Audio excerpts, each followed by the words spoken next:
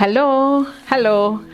I'm excited to be with you on this, our fourth day of our 66-day journey. It's running very fast.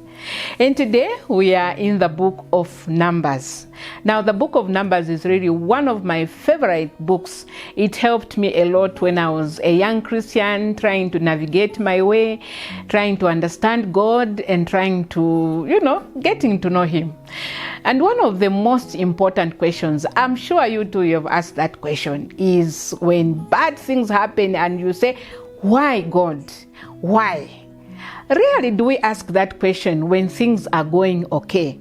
We never question God. We never ask Him why. And sometimes we are not even grateful. And so one day, as I was going through the Bible, I came across this wonderful passage in Numbers chapter 9. And the verses to read 15 up to the end of the chapter, up to 23.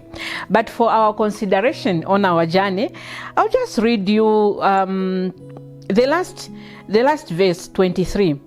At the commandment of the Lord, they rested in the tents, and at the commandment of the Lord, they journeyed. They kept the charge of the Lord, at the commandment of the Lord by the hand of Moses. What is happening here? Well, the children of Israel, they have started off from Egypt. They are on their journey. And we saw them starting off the journey from the book of Exodus. Exodus actually means just coming out.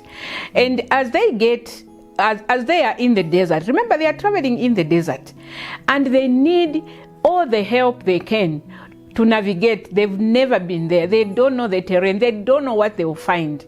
Now, here is a God who understands each and every need that the Israelites are going to have. And therefore, there is a method in which He's guiding their lives.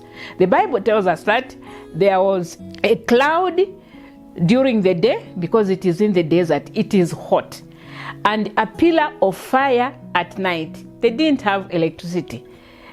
So, as they are journeying, can you imagine? There is a cloud over them to cover them, to shelter them from the sweltering sun.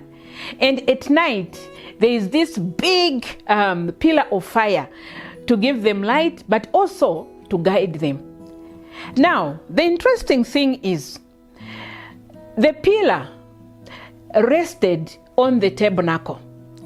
And the children of Israel, they knew that it was time to travel. So, all their travel arrangements were being made by the pillar.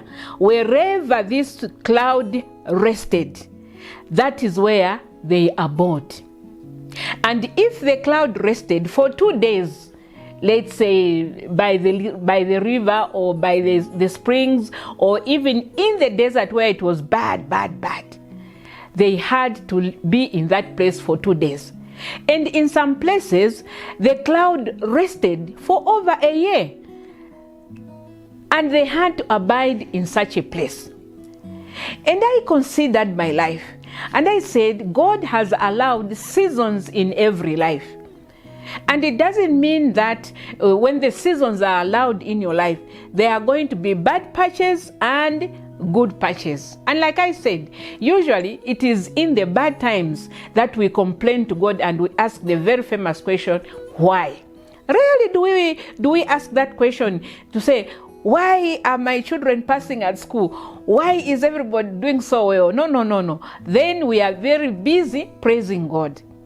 And so these verses that are there in the book of Numbers chapter 9, they clearly explain that God is concerned, God is involved in every season of your life, regardless. There is a time when everything will be going fine. Let's say now the cloud has rested on that season. And the good times may last longer than the bad times, or vice versa. The bad times may last longer than the good times. And for some, their lives could be a stretch of just bad times.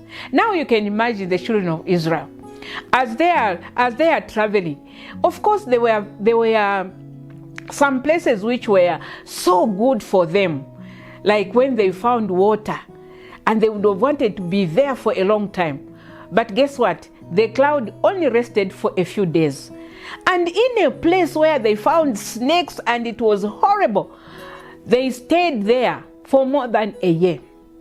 What does that mean about God and his relationship with his children, you and me? It means whatever whatever occurrence is happening in your life, like I said, God is concerned.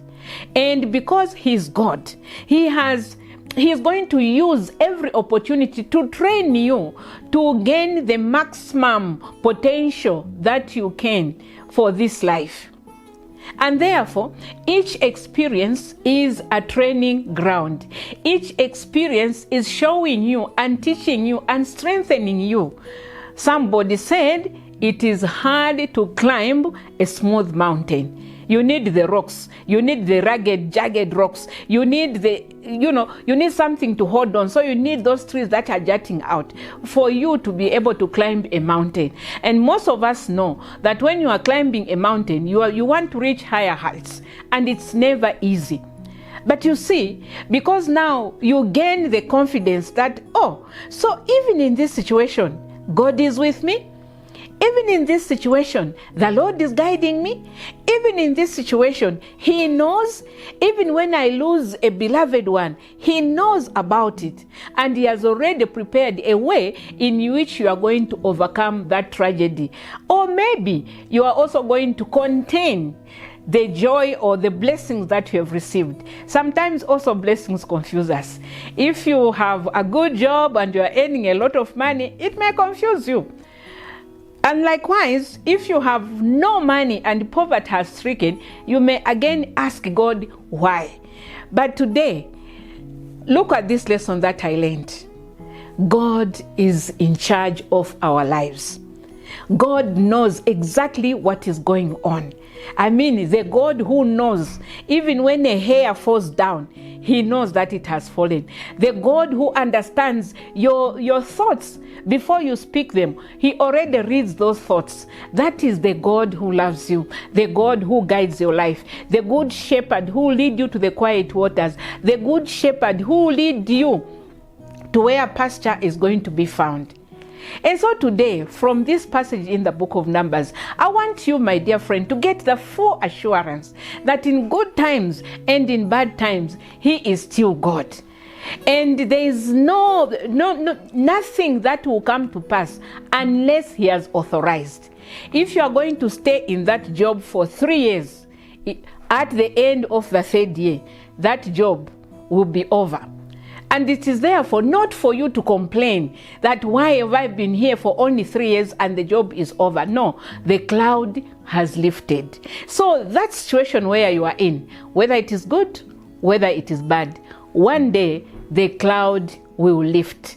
And be ready for the next season, because as sure as the sun shines every day, the seasons will change. But the assurance is God is still with us. So may God bless you as you watch for that cloud. As it lifts, follow it. As it rests, be confident in the fact that whether it is in a desert place or in an oasis, still God is with you.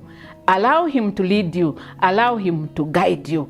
Watch out for that cloud, because the Lord is in it. God bless you this day.